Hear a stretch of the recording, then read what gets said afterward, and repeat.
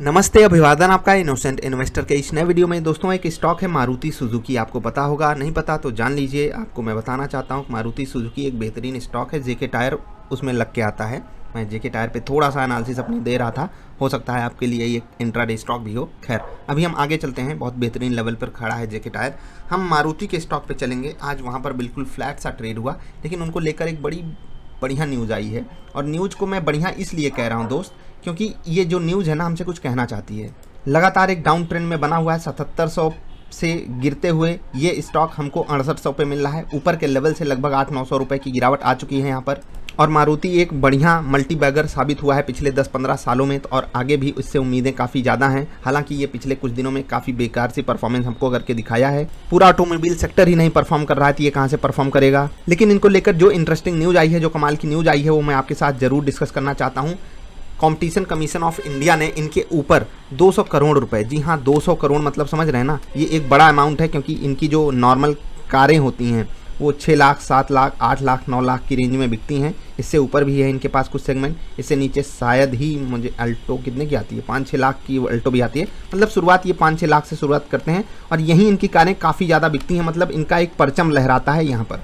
अब 200 करोड़ की जो पेनाल्टी लगी है मारुति सुजुकी के ऊपर ना, वो इसलिए लगी है क्योंकि ये अपने डीलर को डिस्काउंट नहीं देने दे रहे थे कस्टमर्स को। अब आप कहोगे इसमें गड़बड़ क्या है, मारुति है, उसके डीलर हैं, वो कुछ भी करे। नहीं, कंपटीशन कमीशन ऑफ इंडिया क्या कहती है कि कंपटीशन के लिए आप डिस्काउंट दे सकते हो, आप चीज़ों को हैंडल कर सकते हो, और जो इनके डीलर्स हैं उनके बीच में भी कंपटीशन अच्छा हेल्दी बरकरार रहे। इस कारण उनके ऊपर आप ये लिमिट नहीं लगा सकते हो। एज अ कंपनी आप उनको आज़ादी दीजिए कि वो जितना डिस्काउंट देना चाहें दें। क्योंकि मारुति एक मार्जिन देती होगी। मान लेते हैं 5 लाख की कार बेचने पे आपको 20% का मार्जिन मान रहा हूं मैं, मुझे एग्जैक्टली नहीं पता कि मारुति किस तरीके से काम करती है। मैं आपको 1 लाख रुपए दूंगा, ठीक है, 1 लाख रुपए आपका प्रॉफिट है। अब कोई डीलर मात्र 80,000 का प्रॉफिट रखना चाहता है, 20,000 एक्स्ट्रा डिस्काउंट देना चाहता है अपने कस्टमर को, तो आप उसको अलाउ क्यों नहीं कर रहे हो? क्यों?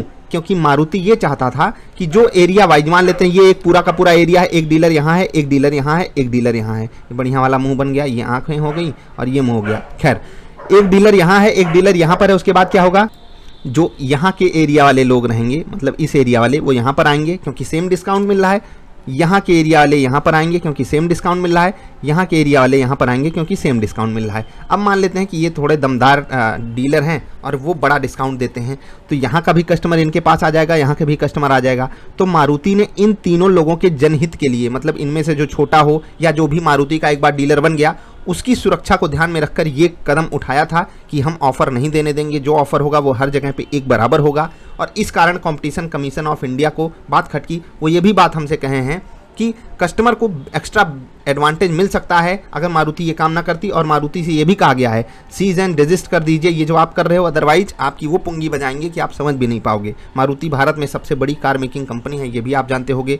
यहाँ पर सुजुकी का एक बढ़िया स्टेक, बड़ा वाला स्टेक है, ये भी आप जानते हो। स्टॉक बड़ा कमाल का है, ये भी आप जानते हो, लेकिन अभी परफॉर्म नहीं कर रहा है, ये भी आप जानते हो। लेकिन जो 200 करोड़ की फाइन लगी है, इससे मैं काफ़ी ज़्यादा खुश हुआ। अब आप कहोगे कि आप इन डीलर्स के खिलाफ बोल रहे हो, जो छोटे हैं उनको तकलीफ हो जाएगी अगर हम डिस्काउंट देने देंगे तो भाई एक बात बताओ, हमको 2, 4, 5, 10 डीलर जो एक शहर में होते हैं उनसे ज़्यादा मतलब होना चाहिए, या फिर एक्स्ट्रा कस्टमर्स को जो एडेड एडवांटेज मिलेगा हमको उससे ज़्यादा खुश होना चाहिए? आप बताइए।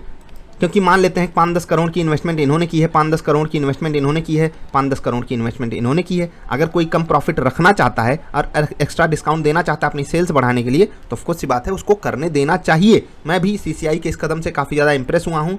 कुछ लोग यहाँ पर ये बातें कहते हैं कि नहीं नहीं, एक जैसा ऑफर हर जगह होना चाहिए, हर शहर में होना चाहिए। तो मैं भी उनकी सोच का सम्मान करता हूँ। आपने भी देखा होगा कुछ जो अनकंट्रोल्ड मार्केट्स होती हैं, दिल्ली वाले जानते होंगे, मुंबई वाले जानते होंगे। आपकी मम्मी को ज़्यादा एक्सपीरियंस होगा, मेरी भी मम्मी को होगा, ऑफकोर्स सी बात है।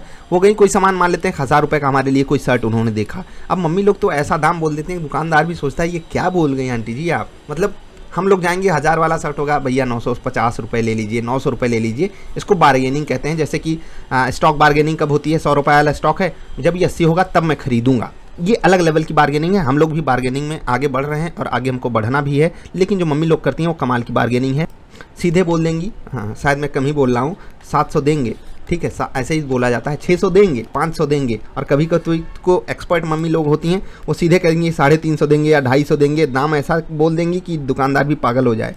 अब यहाँ पर कभी कभी जो भोले भाले आ जाते हैं खरीदार, वो 1000 दाम बोला 1000 देकर चले जाते हैं, तो यहाँ पर इसका एक्स्ट्रा फ़ायदा हो गया। अब जो छुड़ाना जानता है दाम, जो बार्गेनिंग करना जानता है, वो हो सकता है 500 में खरीद के चला जाए। तो यहाँ पर अलग अलग लेवल के फ्रॉड्स भी हो जाते हैं, लोग जानबूझकर दाम ज़्यादा ही रख देते हैं। तो मारुति ऐसी प्रैक्टिसेस से बचाने के लिए, इवन अपने डीलर्स को सुरक्षित रखने के लिए, कस्टमर को भी एक जैसा दाम हर जगह मिलता रहे, एक लोकेशन वाले कस्टमर कहीं दूसरी जगह ना जाकर खरीदारी करें। नहीं तो होगा क्या, जो बड़ा डीलर होगा वो अलग शहरों से भी कस्टमर्स अट्रैक्ट कर सकता है, या इवन अलग एरिया से कस्टमर्स अट्रैक्ट कर सकता है। तो बिल्कुल जिसके पास बड़ा नाम होगा, बड़ा पैसा होगा, जो कम मार्जिन में काम करना चाहता होगा, वही सारी गाड़ियां बेचने लगेगा मारुति की, और मारुति के जो डीलर्स हैं उनको काफ़ी नुकसान होने लगेगा या फिर उनको दिक्कत का सामना करना पड़ेगा। आप क्या सोचते हो, ज़रा बताइएगा कि किसके हित में ये फैसला होना चाहिए?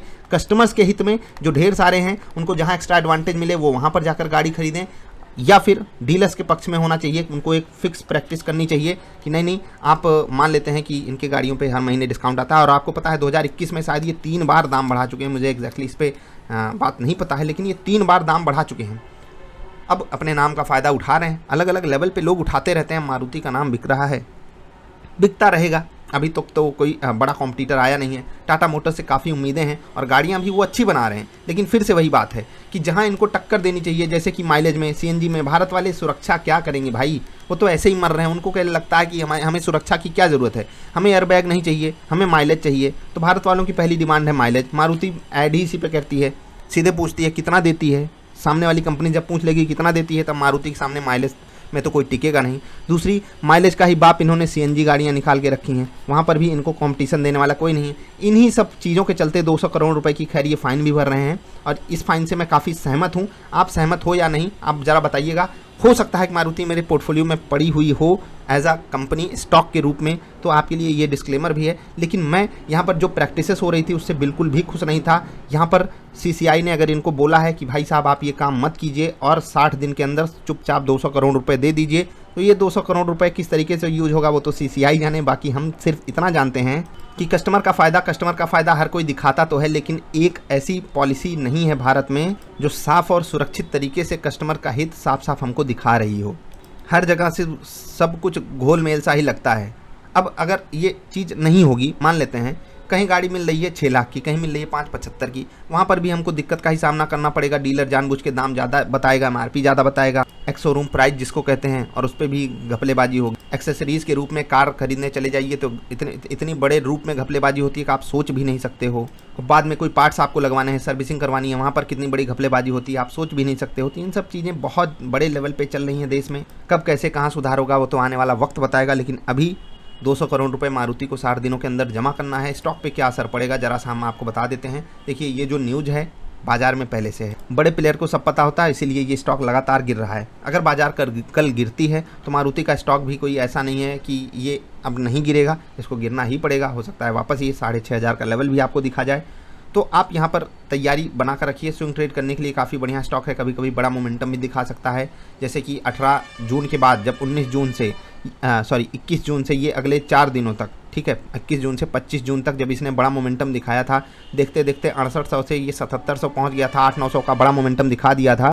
तब इसने शॉर्ट सेलर्स की अच्छी खासी पूंगी बजाई थी। अब हो सकता है शॉर्ट सेलर्स इसकी फिर से अच्छी खासी पूंगी बजा दें। धीरे धीरे बजाते हुए आ रहे हैं। अब देखते हैं नीचे ये कितना जाता है। ऊपर जाने के लिए क्या मैं इस स्टॉक को अभी खरीदना चाहूँगा? नहीं, क्योंकि वॉल्यूम हमारे पक्ष में नहीं है, वॉल्यूम हमारे अगेंस्ट में है, ट्रेंड हमारे अगेंस्ट में है, चीज़ें हमारे फेवर में नहीं है। मार्केट में भी ऊपर के लेवल पर दिक्कत आ सकती है, तो थोड़ा सा यहाँ पर अलर्ट रहिएगा। ये जो न्यूज़ आई है जरा इस पर आप कमेंट करके बताइए किसके पक्ष में चीज़ें होनी चाहिए। 200 करोड़ की फाइन क्या मारुति के ऊपर जो लगाई गई है ये अच्छी बात है। हाँ, कुछ लोग ये भी पूछ सकते हैं टाटा मोटर्स के लिए क्या ये न्यूज़ पॉजिटिव है? नहीं भाई, पॉजिटिव नहीं है, लेकिन फिर भी एक होता है ना कि हमारे दुश्मन को थोड़ा सा मारा पीटा जा रहा है तो हम थोड़ा सा ऐसे ही खुश हो लेते हैं। हो सकता है थोड़ा बहुत वहाँ पर खुशी का इजहार हो जाए।